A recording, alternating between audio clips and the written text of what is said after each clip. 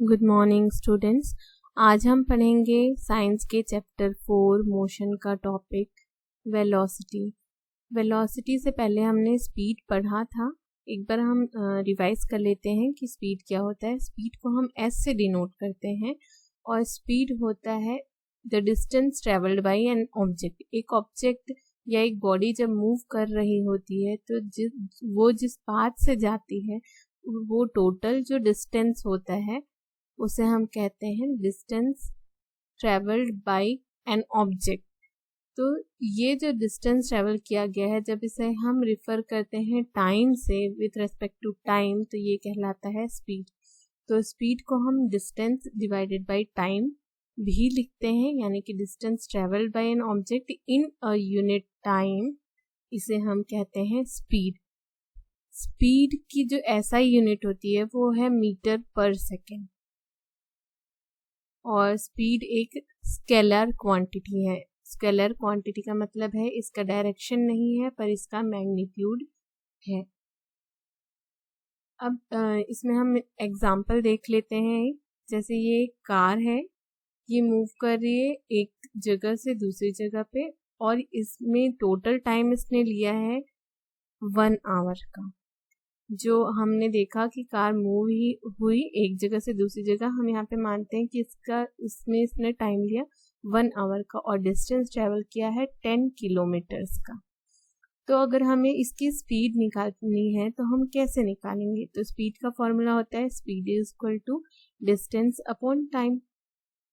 अब हम इसमें इसकी वैल्यूज पुट कर देते हैं, यानी कि डिस्टेंस की जगह 10 किलोमीटर और टाइम की जगह पर 1 आवर। तो हमारा जो स्पीड आता है वो कितना हुआ 10 किलोमीटर पर आवर। तो हम ये कह सकते हैं कि ये जो कार है उसकी स्पीड कितनी है 10 किलोमीटर पर आवर। अब हम आते हैं वेलोसिटी पे। स्पीड की तरह ही वेलोसिटी भी है बट कुछ डिफरेंस है, वो हम देखते हैं। Velocity is the speed of an object moving in A definite direction. ये क्या है? स्पीड ही है। वेलोसिटी एक ऑब्जेक्ट की स्पीड को ही कहते हैं, पर इसमें क्या है, डायरेक्शन भी इंक्लूडेड होता है, इन अ डेफिनिट डायरेक्शन। स्पीड में डायरेक्शन नहीं होता था, केवल मैग्नीट्यूड होता था, बट वेलोसिटी में मैग्नीट्यूड भी होता है और डायरेक्शन भी होता है। The rate of change of displacement is velocity, और इसे दूसरे शब्दों में हम कहते हैं कि rate of change in displacement, जो भी डिस्प्लेसमेंट हुआ है वो किस रेट में हुआ है विद कॉन्टेक्स्ट टू टाइम, उसे हम कहते हैं velocity. It is a vector quantity. ये क्या है? एक वेक्टर क्वांटिटी है। वेक्टर क्वांटिटी का मतलब है इसकी मैग्नीट्यूड के साथ साथ इसका डायरेक्शन भी होता है। Here the direction of motion is specified. अगर डायरेक्शन ऑफ मोशन नहीं बताया गया है तो हम उसे वेलोसिटी नहीं कह सकते हैं। SI यूनिट वेलोसिटी की होती है metre per second, same as speed, but here we have direction, that is the only difference with velocity. Velocity is a vector quantity. Again, it is repeated. It has both magnitude and direction. Now, let us see कि दो car, different cars हैं यहाँ पे, और वो दो different direction में move कर रहे हैं। देख सकते हैं आप यहाँ पे ऐसे, ठीक है। अब हमने लास्ट जो एग्जांपल लिया था उसमें केवल एक कार था, यहाँ पे हम दो कार ले रहे हैं। तो इसमें अगेन 1 आवर का हम ले रहे हैं कि इन्होंने इतना जो डिस्टेंस है वो 1 आवर में ट्रेवल किया है और 10 किलोमीटर ये इनका डिस्टेंस है।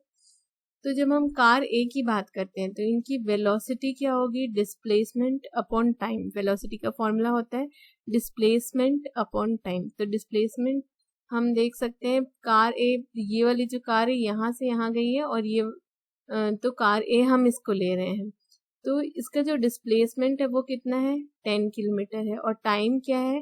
1 आवर। तो डिस्प्लेसमेंट जब हम कहते हैं तो 10 किलोमीटर बस नहीं कहेंगे, 10 किलोमीटर के साथ उसका डायरेक्शन भी हम देखते हैं। तो 10 किलोमीटर ईस्ट इसका डिस्प्लेसमेंट है, प्लस और डिवाइडेड बाय 1 आवर इसका टाइम है। तो हमारा जो वेलोसिटी होगा वो 10 kilometre per hour east direction भी हम यहाँ पे बता रहे हैं। नेक्स्ट है कार बी, तो इसमें इसकी वेलोसिटी कैसी होगी, अगेन डिस्प्लेसमेंट अपॉन टाइम। तो कार बी जो ये पुरानी वाली जो गाड़ी थी वो कहाँ से गई है, इस डायरेक्शन से इस डायरेक्शन में गई है। तो अब हम अगर इसकी डिस्प्लेसमेंट की बात करें तो इसका डिस्प्लेसमेंट होगा 10 किलोमीटर वेस्ट की ओर गई है। तो 10 किलोमीटर वेस्ट इसका displacement divided by time that is 1 hour. इसका वेलोसिटी हो जाएगा 10 किलोमीटर पर आवर। फिर यहाँ पे उनका डायरेक्शन दे दिए वेस्ट। तो ये डिफरेंस है वेलोसिटी और स्पीड में। आप जब स्पीड लिखते हैं तो उसमें आप डायरेक्शन नहीं लिखते हैं, और वेलोसिटी जो है वो उसमें आपको डायरेक्शन बताना होता है। बोथ हैव सेम स्पीड, इन दोनों की ही स्पीड कितनी है, सेम है, बट डिफरेंट वेलोसिटी। डिफरेंस कहाँ पे आ रहा है, इनकी वेलोसिटी में डिफरेंस आ रहा है। नेक्स्ट हम देखते हैं in most cases objects will be in non uniform motion. Most cases में जैसे नॉर्मली हम देखते हैं जब हम गाड़ी चलाते हैं, हम बाईसाइकिल चलाते हैं, तो ऐसा तो नहीं होता है कि हर पॉइंट ऑफ टाइम पे हर एक जगह पे हमारी स्पीड सेम ही होती है। तो हमेशा मोस्टली क्या होता है, नॉन यूनिफॉर्म मोशन में ही ऑब्जेक्ट्स मूव करती है। Therefore we describe the rate of motion of such objects in terms of average. हर समय अलग अलग स्पीड होती है, तो जब हम एक ऑब्जेक्ट एक जगह से दूसरी जगह ट्रैवल कर रही है तो उसका स्पीड अगर निकालना है या हमें वेलोसिटी अगर निकालना है तो हम वहाँ पर किस टर्म का यूज करते हैं, हम यूज करते हैं टर्म एवरेज का। एवरेज वेलोसिटी हम कैसे निकालेंगे, in case of non uniform motion average velocity is equal to total displacement divided by total time taken. ठीक है, एक ऑब्जेक्ट जब नॉन यूनिफॉर्म मोशन में मतलब अलग अलग स्पीड में जा रही है, एक पॉइंट ए से पॉइंट बी में जब वो जा रही है तो कभी उसकी जो स्पीड है वो 20 किलोमीटर, कभी है 30, कभी 40। तो इस तरीके से हम अगर देखेंगे तो उसकी स्पीड हमेशा सेम नहीं होगी, उसका डिस्प्लेसमेंट और टाइम टेकन जो होगा, उसका जो मोशन होगा वो नॉन यूनिफॉर्म होगा। तो जब हम इसकी वेलोसिटी निकालना चाहते हैं एक पर्टिकुलर ऑब्जेक्ट की, जब वो एक पाथ में मूव कर रहा होता है, तो हम उसे क्या कहते हैं, उसके लिए हम यूज करते हैं एवरेज वेलोसिटी। और एवरेज वेलोसिटी ऐसे निकलती है जो टोटल डिस्प्लेसमेंट हुआ है divided by total time taken. यहाँ याद रखेंगे displacement is the shortest length between the final destination and the initial destination.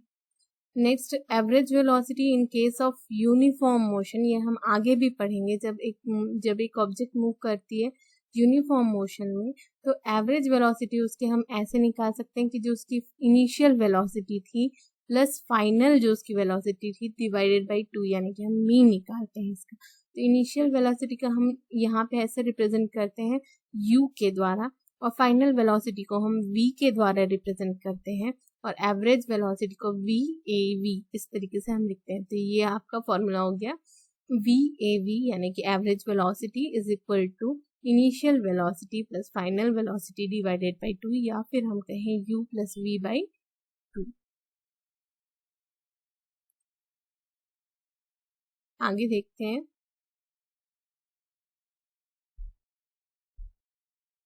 average velocity and average speed represent the different motions of an object in different time intervals। अलग अलग time frame में उस object की motion जो होती है, different motion जो होती है, उसको रिप्रेजेंट करता है एवरेज वेलोसिटी और एवरेज स्पीड। और ये क्या रिप्रेजेंट नहीं करता है, they do not represent instantaneous speed और इंस्टेंटेनियस वेलोसिटी।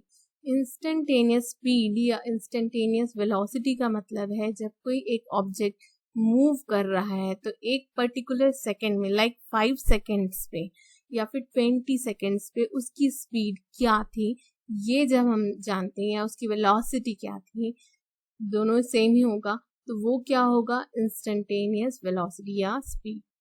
तो ये एवरेज वेलोसिटी जो होती है वो हमेशा जो different motion different time frame में होता है उसको रिप्रेजेंट करता है।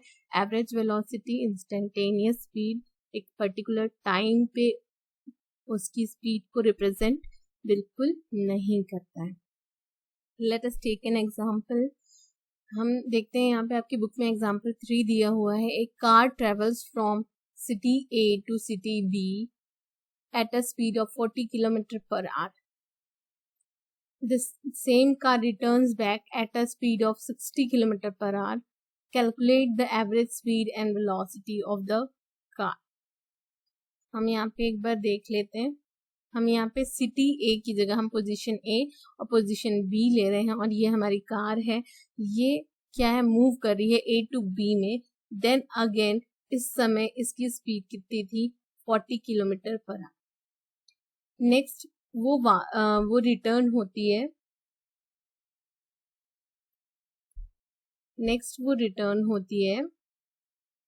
तो जब वो रिटर्न होती है तो वो किस स्पीड में जा रही है, तो ये यहाँ पे जा रही है 60 किलोमीटर पर आवर में। तो हमें क्या करना है, calculate the average speed and velocity of the car. Average speed और एवरेज स्पीड और वेलोसिटी हमें इस कार की निकालनी है। तो let us see the solution.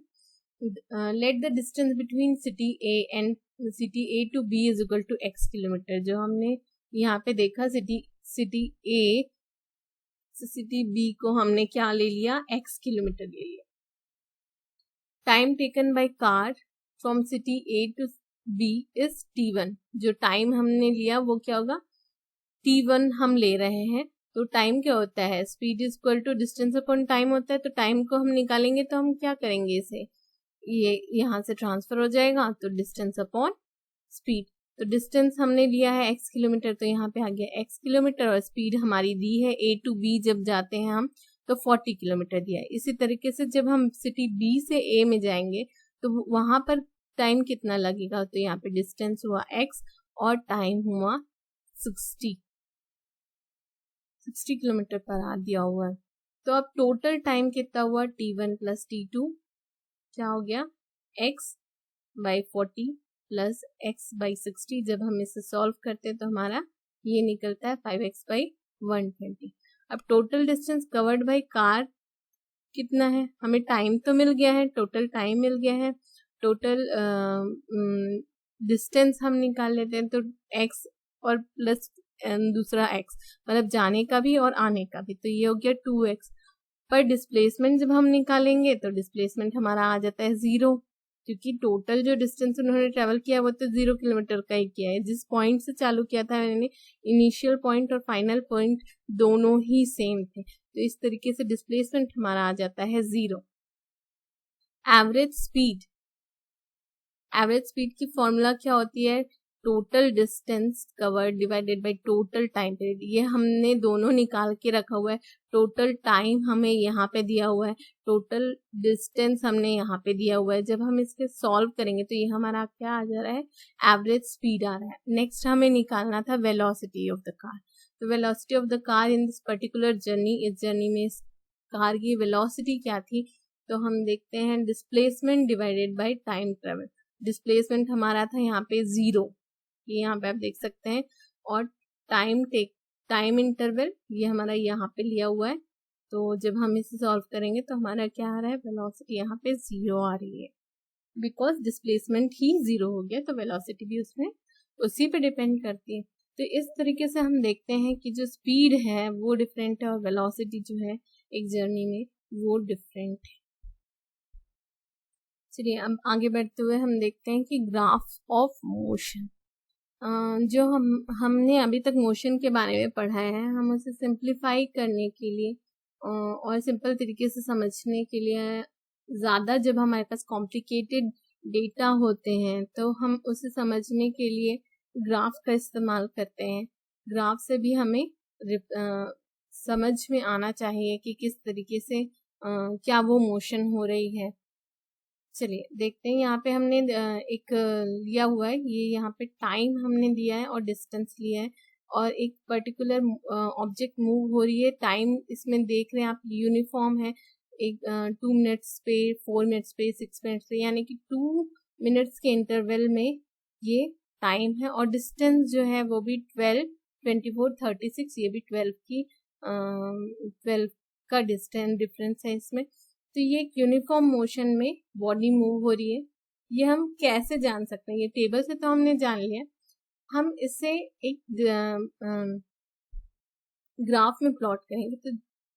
तो जो इंडिपेंडेंट वेरिएबल होता है, जैसे कि टाइम किसी पे डिपेंड नहीं होता है, तो टाइम को हम नीचे रखेंगे यानी कि एक्स एक्सिस में रखेंगे और डिस्टेंस को वाई एक्सिस में रखेंगे। ये डिपेंडेंट वेरिएबल है।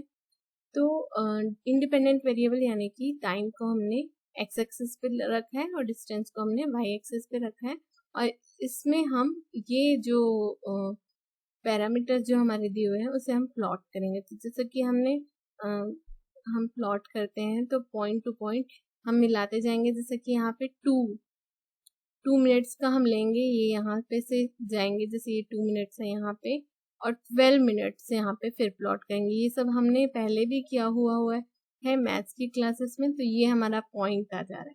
तो इस तरीके से फिर हम देखते हैं 4 मिनट के इंटरवल पे 24 कुछ आ रहा है, तो अगेन हम यहाँ पे ये हमारा पॉइंट आ रहा है। इस तरीके से हम निकालते जाते हैं। तो ये हमारे पॉइंट्स हमने निकाल लिए हैं। अब अगर हमें ग्राफ प्लॉट करते हैं, जब भी हम ग्राफ प्लॉट करते हैं तो ये पॉइंट्स को जब हम मिलाएंगे तो ये आपका ग्राफ निकल कर आ गया। अब इस ग्राफ को हम स्टडी कैसे करेंगे? यहाँ पे जैसे आपका ये यहाँ पे पॉइंट, यहाँ पे हम केवल ये जो 12 दिखा रहा है ये हमारा डिस्टेंस दिखा रहा है।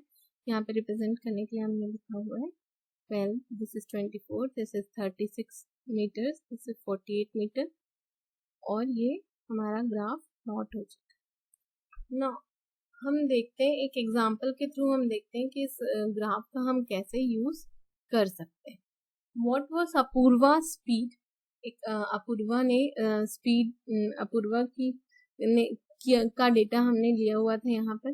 तो अपूर्वा की स्पीड क्या है? फ्रॉम होम टू स्कूल, वो होम टू स्कूल जा रही थी, तो वो उसका स्पीड था जो जो हमने डेटा जो लिया हुआ था ये वाला, तो इसके अनुसार हमें देखना है कि स्पीड क्या थी अपूर्वा की, and how can we calculate this from a graph. Speed तो आप ऐसे भी निकाल लेंगे, स्पीड की वैल्यू, स्पीड का एवरेज स्पीड आप निकालना जानते हैं, आप उसकी फॉर्मूला उसमें पुट कर देंगे तो आपको आ जाएगा। बट जब हम ग्राफ के थ्रू जब रिप्रेजेंट करें तो हम इसे कैसे निकालते हैं? तो हम एक काम करेंगे, यहाँ पे हम एक पॉइंट लेंगे, पॉइंट ए, ठीक है। पॉइंट ए से हम एक डिस्टेंस, एक पैरेलल ड्रॉ करेंगे यहाँ पे पॉइंट बी तक। फिर पॉइंट बी से फिर एक मतलब पैरेलल बोल रहे हैं तो यहाँ पे टाइम के पैरेलल है ये ए बी क्या हुआ? टाइम के पैरेलल है। अब जो बी से है वो अगेन हम डिस्टेंस के पैरेलल ड्रॉ करेंगे, वो है पॉइंट सी तक के। ये हम ले लेते हैं, ये थोड़ा सा अलग। अब क्या हो गया? ये जो टाइम है ए बी जो रिप्रेजेंट कर रहा है वो क्या रिप्रेजेंट कर रहा है? टाइम इंटरवल को रिप्रेजेंट कर रहा है। कौन से टाइम इंटरवल को? T2 और T1, मतलब कि ये और ये, इन दोनों के बीच का जो डिस्टेंस है, जो टाइम है, उसे रिप्रेजेंट कर रहा है ये ए बी। और वैसे ही बी सी जो रिप्रेजेंट कर रहा है वो डिस्टेंस को रिप्रेजेंट कर रहा है, तो हम इससे दूसरा क्या ले सकते हैं? D2 और D1, जो हमारा ये पॉइंट्स निकले D2 और D1, तो D2 माइनस D1 यहाँ पे आ जाएगा, यहाँ पे T2 माइनस T1। अब ये क्या हुआ? चेंज है, जो चेंज आया है उसे हम निकाल सकते हैं। तो इस तरीके से जो हम स्पीड निकालेंगे, जब हमें स्पीड निकालनी है अपूर्वा की, तो वो कैसे निकालेंगे? हम distance divided by time. Apurva की स्पीड कितनी थी इस पर्टिकुलर स्लोप में कितनी थी उसकी speed? D2 minus D1 distance upon time, तो T2 माइनस T1। नेक्स्ट हम देखते हैं, यहाँ पे आपने स्पीड निकाल ली, आपको समझ में आया कि ग्राफ के थ्रू हम किस तरीके से स्पीड को निकालते हैं, तो आप पर्टिकुलरली, आपको ज़रूरी नहीं है कि आप इसी पॉइंट में या इसी स्लोप में करें, थोड़ा आगे भी ले सकते हैं, थोड़ा पीछे भी ले सकते हैं, बस आपको जो वैल्यूज़ है वो एक्यूरेट आपको रखनी होंगी। और ये इसका मेथड है कि आप इस तरीके से एक लाइन्स ड्रॉ करके फिर इसका जो मेजर है उसे आप यूज़ करके उसकी स्पीड आप निकाल सकते हैं। यहाँ पे हम देखते हैं एक और एग्जाम्पल लेते हैं जिसमें हम दृष्टि और सृष्टि, ये दो लोगों की हमने स्पीड हमको स्टडी करनी है। तो इसमें डिस्टेंस टाइम ग्राफ आपका दिया हुआ है, टाइम अगेन फॉर यहाँ पे एक्स एक्सिस में आया है और डिस्टेंस जो है वो वाई एक्सिस में आया है। तो दृष्टि की स्पीड आप देख रहे हैं कि यहाँ पे दिया हुआ है, रेड लाइन से दी हुई है, और सृष्टि की स्पीड इसमें ब्लू लाइन से ड्रॉ की हुई है। तो अब हम देखेंगे, हमारे पास कोई ऐसा पर्टिकुलर डेटा नहीं है, तो जब हम डेटा नहीं है मतलब इन टैबुलर फॉर्म नहीं है, तो हम क्या करेंगे, पर्टिकुलर उसकी स्पीड यहाँ पे से निकालेंगे। अच्छा, ये 20 और 40 के बीच है, तो ये may be this is 22, 1 minute में वो 22 मीटर गई है। दृष्टि की बात करें तो सेकेंड हम जा रहे हैं, 2 मिनट में वो कितने में गई है, मे बी 52 किलोमीटर्स गई, मीटर्स गई। तो इस तरीके से हम निकालेंगे तो ये बहुत ही लंबा प्रोसेस हो जाएगा और इसकी स्पीड निकालने में बड़ी परेशानी जाएगी। अगर हमें ये कंपेयर करना है कि दृष्टि की स्पीड ज़्यादा है या सृष्टि की स्पीड ज़्यादा है, तो हम सिर्फ इसी ग्राफ को देखते हुए हम ये चीज़ हम पता लगा सकते हैं। ये हम किस तरीके से करेंगे, तो इसको मेजर करने का तरीका है कि हम जो ये ग्राफ है इसका स्लोप देखेंगे, इसका जो स्लोप है वो कैसा है, किसका ज़्यादा स्लोप है, किसका कम स्लोप है, या और फिर इसका एंगल भी हम देख सकते हैं। चलिए देखते हैं एंगल के थ्रू। जैसे कि ये जो आप देख रहे हैं, यह हमने एक बेस लाइन ले लिया है यहाँ पर, और इसका एंगल हम जब देखते हैं दृष्टि का, तो ये हमने ले लिया। वैसे ही हम सृष्टि के लिए देखते हैं, एक लाइन ड्रॉ करेंगे और इसका एंगल लेंगे, तो आपको साफ दिख रहा है कि दृष्टि का एंगल ज़्यादा है या सृष्टि का एंगल ज़्यादा है। वैसे ही सृष्टि का एंगल तो कम है, साथ ही इसका स्लोप भी कम है। वैसे ही दृष्टि का एंगल ज़्यादा है और इसका स्लोप भी क्या है, एकदम ज़्यादा है। जैसे स्लोप कैसे आप समझ सकते हैं, जैसे कि फॉर एग्जांपल आप जब मंदिर की सीढ़ियाँ चढ़ते हैं तो आप बहुत स्टीप स्लोप्स आते हैं, बहुत खड़ी खड़ी स्लोप आते हैं, वो हम कहेंगे वो स्लोप ज़्यादा है, ठीक है। तो वैसे ही यहाँ पे सृष्टि का स्लोप कम है और दृष्टि का स्लोप कम है। इसको हम इस तरीके से लिख सकते हैं, दृष्टि का स्लोप ज़्यादा है और एंगल भी ज़्यादा है एज कम्पेयर टू सृष्टि का। तो सृष्टि का स्लोप भी कम है और एंगल भी कम है। तो इससे हमें क्या पता चलता है मैम कि स्लोप और एंगल से हमें क्या पता चल जाएगा, इससे हमें स्पीड पता चल जाएगी। ज़्यादा स्लोप है और ज़्यादा एंगल है, more speed, more slope and more angle means more speed. जिसकी स्लोप और एंगल ज़्यादा है उसका जो स्पीड है वो भी ज़्यादा होगा, और वाइस वर्सा। लो स्लोप और लो एंगल का मतलब है लो स्पीड। तो इस तरीके से हम ग्राफ्स की स्टडी करते हैं। डिस्टेंस टाइम ग्राफ आज हमने देखा है, तो इसका सिग्निफिकेंस है। आगे भी हम डिफरेंट टाइप के ग्राफ और ग्राफ के बारे में पढ़ेंगे। आज के लिए इतना ही। Thank you.